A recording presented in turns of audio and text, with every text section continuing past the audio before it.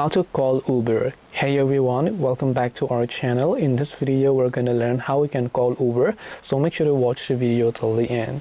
Now calling Uber is actually very simple. Just open up your browser, and what I want you to do is just type in Uber customer care number on Google, right?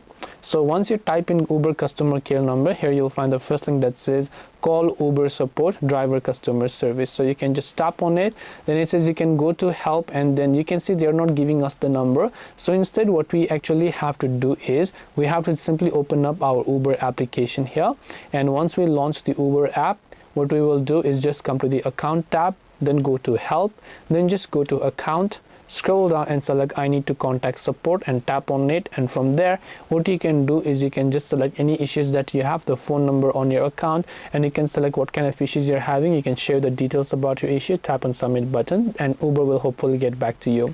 So Uber is not giving us their number for calling them, but we can just contact them using this particular mailbox here.